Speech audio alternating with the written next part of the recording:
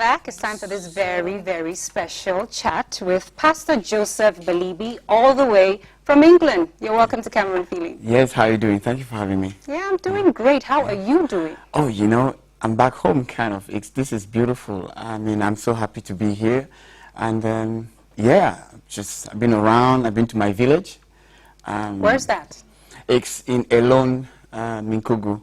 Basically, after you go Gomejab, Mvenge, then Minkugu. It's that area. It's not far. It's about 2 hours from here. Yes. So it was good to go back there because we do help the local school. Yeah, I was wondering, what do you do when you go back to the village? Yeah. Oh, it's heartbreaking because I went to primary, elementary school over there many years ago. I'm 51 now. So, and going back there, my heart just breaks to see the children who can't afford to go to school, the parents who can't afford it.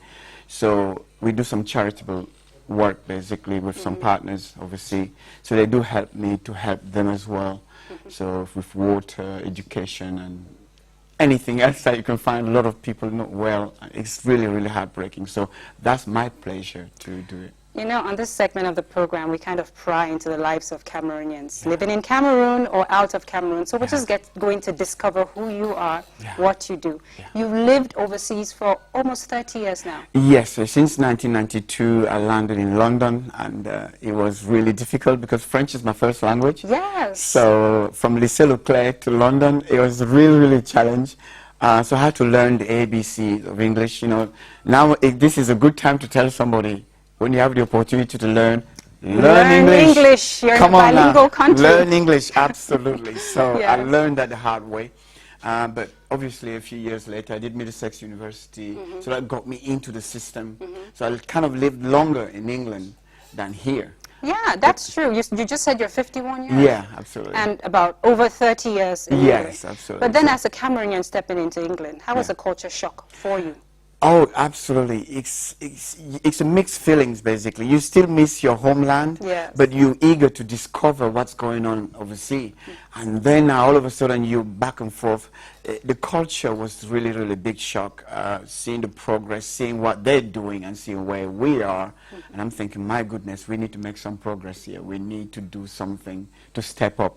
Yes. So really, I'm grateful for the country. I'm grateful for England because I became a man over there, so to speak. You know, I got married now. I got 3 children. Amazing. Yes, so I got my first job. I got my first TV. Most of your first experiences, you were a young person when you went there. Absolutely. Yes. So it's just beautiful. So I'm thankful for them. But obviously, your heart is always, you know what I'm saying? You want to come back home, like, what's going on? So even being here is a privilege for me. I consider every opportunity as a privilege. But then I'm sure you've seen Cameroon change, evolve, or not throughout these 30 years whenever you came back here. What are some of the things that you're happy to see and the ones you are not so happy to see? No, there's a lot of things that I'm happy to see. Honestly, mostly I'm happy to see. Honestly, I'm grateful. A lot of areas that I don't even recognize anymore because of there's an economic boom. It might look a little bit messy, but it means that something is happening. You have to look beyond what you see. Yes. And that's what's really happening. So I'm really, overall, I'm really happy. It's just your heart breaks when you see those who can't make it within the system. And then you go, oh my goodness, what's available for them to try and make it as well? And would you advise them to leave the country as well, to find a way? What would you tell them? Everybody have their path. You can give suggestions. There are friends that are left over here who are doing very well. They never traveled. They never been anywhere. So everybody have their path. I had an opportunity to go. So I cannot make my path the standard. So you don't have to advise anyone. Everybody just have to go along, live cleanly, live righteously if you can, do the right things. I am sure you will be met. Travel if you can, stay if you can, but the most important thing is do not forget your roots, because you have never. Oh my goodness, yes. You need your root. It's like your base. It's like your foundation. So whatever you are, they ask you where you're from. Then you know you got to go back. So. Yes, definitely. But then you're happily married with children. Yes, absolutely. You're presently a pastor. Yeah. It's kind of my full-time job, if I should say that, but it's a pleasure to serve. I met with the Lord Jesus Christ in London, I didn't meet with the religion. I met with the reality of Christianity, Okay. what it means to be a Christian. And that was in 2001, got married as well in 2000, just at the same period as well. So I'm happily married. I'm a child of God, and we all, you know, if for one way or another, we're children of God, our Creator, who happen to be married, who happen to be, I have a work as well. Who happen to be in England or in Cameroon. Yeah, who happen to Yes. be having children who play tennis, who happen, you know, this is your identity. But the rest is what you do.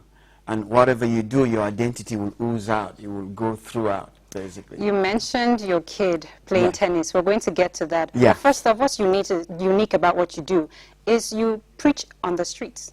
I do that. I do a lot of Why is preaching. that important for you? Yeah, because I want to make God relevant, because I don't want people to think church is that building around the corner. Church is not a building. The church is the people Yes. who meet in a place. And that's essential. So I can meet somebody at I don't know, the supermarket here, I don't mention names, and we can have church in that supermarket. We can have church on the street. Because church is not a building. People think they have to behave differently when they're in a building on Sunday, and after the building, God has left. But then God how is do in the you building. have church on the street exposed to everyone else? How does it work? What it works is that I want to make God relevant.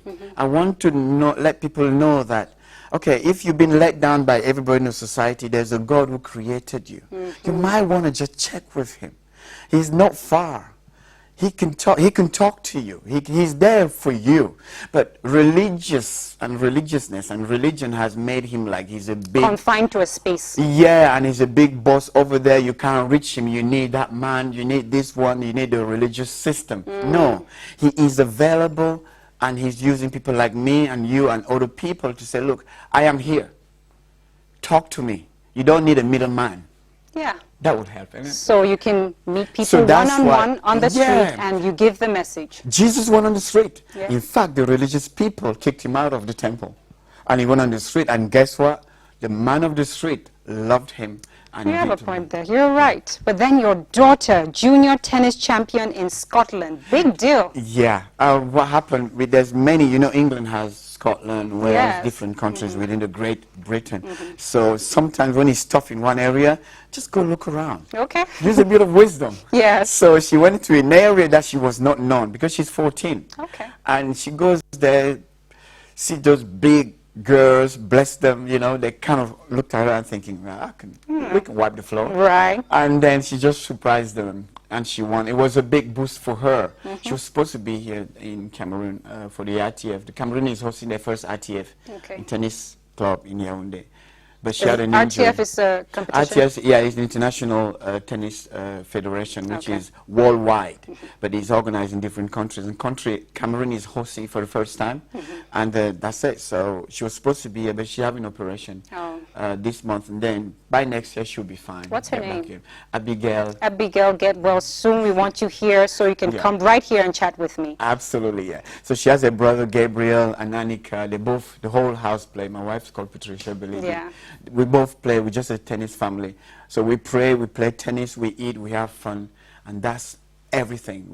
Our Christian life is everything. So what would you say guides your day? Like the thing that helps you wake up in the morning and achieve all that you've done so far? Yeah, it's a very, very important question. What drives you? What wakes you up in the morning? It's the need to see change, not just in your life, but in other people's life. It's those things that you do that enhance somebody else. Those things that you do that blesses somebody else, that gives somebody hope. That is something that makes you happy to get up in the morning. Absolutely. If at the end of the day you've done something good to somebody else, you know, one of the principles is that you love your neighbors yourself. That's not religion, that's practical. And that's tough. You know what I'm saying? Because you love yourself, right? You start with yourself and then you spread the love. So basically, it will show when you appreciate and value who you are. Then you can share that value to anybody else when they're feeling down. Oh, people call me this, I'm amount to nothing. You go, you're not. That light from within radiates. Absolutely. It's as simple as that. It's really as simple as that. So it becomes contagious as well. You excite other people as well, and you bring them hope. Because anybody who hasn't got hope, it's a dangerous place to be. Beautiful. Pastor Joseph Belibi, thank you for passing by here. Absolutely. Thank See, you. this is the little light you've come here and you've shared with us. Yeah, thank you. And we're feeling a lot better this morning. Absolutely. And we wish you all the best as you go back to England. Thank you. Thank you for having me. And hey, Patricia, take good care of him. We're going to go back to today on the show.